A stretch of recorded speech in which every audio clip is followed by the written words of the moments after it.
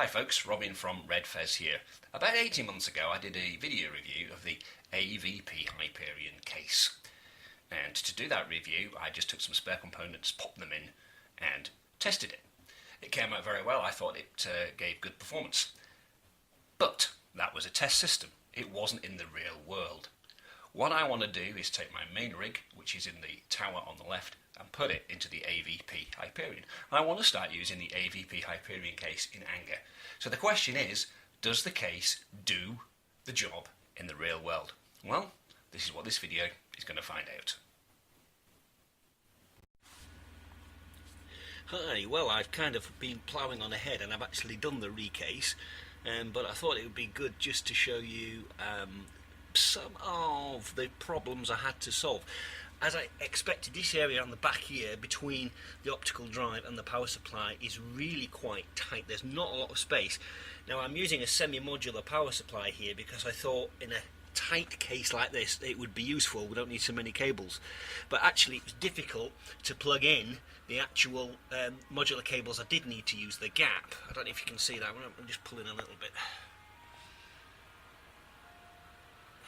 Is really tight. It's probably just a little bit too dark. I managed to get one of the cables for the graphics card. Thankfully it only needs one 6-pin connector. If I needed two 6-pin connectors I might really be struggling, in which case you probably need to run a system without an optical drive, ideally, if you're going to be using this case. I do need to use an optical drive, so I've just kind of got to work my way around it. Thankfully it all has fitted in, but it's very tight and there's no real room to tidy that up at the back, so we're just having to put the case side back on and leave it as it is. So let's take a look around the other side and you can see how that looks. Okay, so here we are on the other side of the case and everything's fitting in really nicely. The big graphics card has no problem at all. There's obviously lots of space and I've not had to do a lot of cable management because obviously I can pull everything around the back. So there's plenty of room for airflow there. I've not put any other case fans in at the moment, so that could be telling when we get the test results through, which we're going to do in a minute. But it's all working and it's all booted back up again, which is always good when you do a recase like this. It does seem quite warm in there, as you probably would expect. So what I need to do is close everything back up and we need to run those tests again. Okay folks, so let's take a look at how the temperatures fared in the AVP Hyperion case. Now before I recased it, so when I was using my old case, these are the temperatures that I would get. So under idle, when it's not doing much, about 32 degrees was where it kind of settled at in the end. When we pushed the system, ran prime 95, got it running at 100%, we would get temperatures of kind of 61, 62 degrees. So nothing worrying there at all. They're well under the sort of maximum where I would get worried. When we're kind of pushing towards 70, 80 degrees, then I'm starting to think, need to be doing something about it.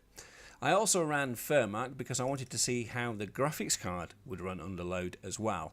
So in the old case, it plateaued out at about 74 degrees. So again, that's a really good temperature. So the old case performed quite well. How does the AVP Hyperion stack up against it? So let's look at the system temps after the recase. Now, when I started, as I said earlier in the video, I didn't put any case fans in. So the only fans in the case were the fan on the CPU and the fan on the GPU. So the system temps after a recase were as follows. So at idle, 38 degrees. Okay, so we're about 67 degrees higher than we were in the old case. So when the computer's not doing much, that's actually quite a big increase. And if you actually look at the load figures here, they're actually a little bit less. So not worrying, but it's more, which does suggest that once you put it under load, that is going to increase exponentially, and that's absolutely exactly what happened.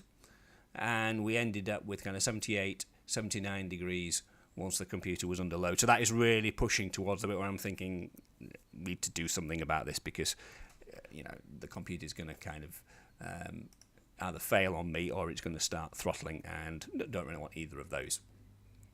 What was even more worrying was when we ran the graphics card. at full load, and we got to 94 degrees and it hadn't plateaued out. So that was just going to climb and climb and climb and climb. So clearly, running the AVP Hyperion without any case fans is not a good idea if you're going to be doing any serious work on your computer. Now, you might say, okay, well, if I'm just going to use it for office stuff and things like that, I'm okay. The trouble is, you never quite know when your computer's suddenly going to start running 100% load. So you need the headroom, and you need to make sure that if the computer does end up doing some serious work, it's not going to cause you a problem. So I put in a rear fan, 92mm fan on the rig. It won't take any bigger than 92mm.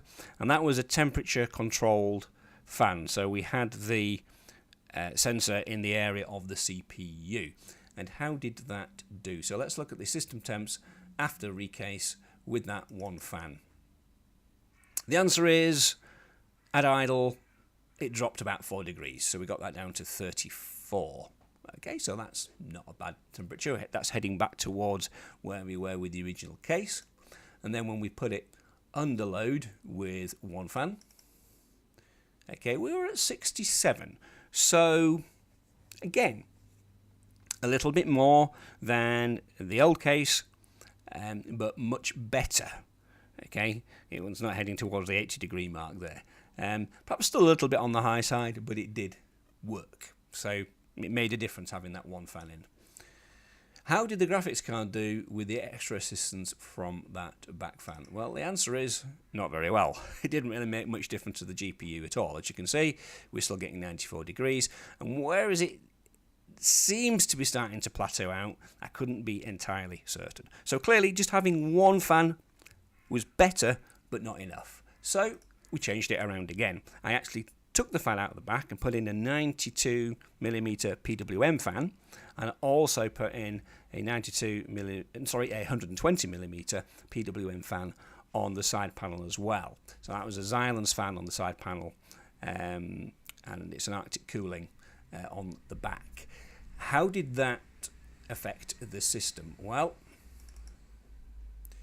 idle temperatures down to 23 degrees.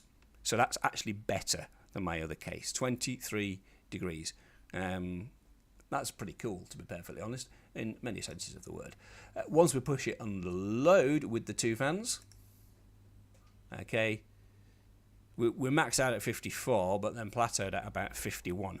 So again, better than the older case. And really what I'm aiming for, to be honest, is to try and get those temps down to 50 degrees. If I can keep idle temps in the 20s, and if I can keep load temps down to about 50 degrees, then I'm really, really happy. So clearly, with those two fans, this was hitting the spot.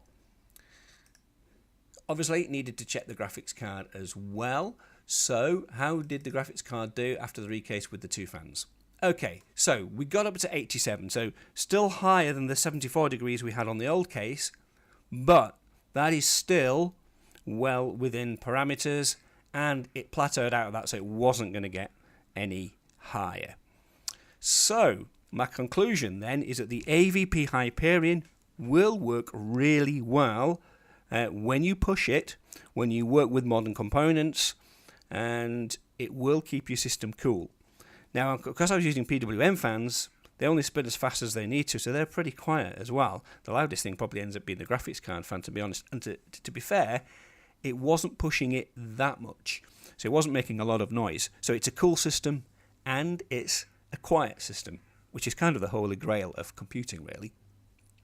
So yes, the graphics card temperature is a little bit higher than the bigger case. That's probably only to be expected, but they're still well within what we can tolerate, and the whole system temps were actually better. So I've got to say that AVP Hyperion case still gets a thumbs up from me. It's still a great case. The only thing I would say is probably don't put an optical drive in it. As I said earlier in the video, that's where we had the main issues, trying to get the power supply in there, and it's not the biggest power supply in the world. So just watch that. You can't go for a big power supply, and if you can lose the optical drive, and I suspect most people can, then you'll just give yourself that little bit of extra space. So other than that, this is a great case, and I would certainly recommend it. So I've been Robin from RedFez. Thanks for watching this video. Have a great day.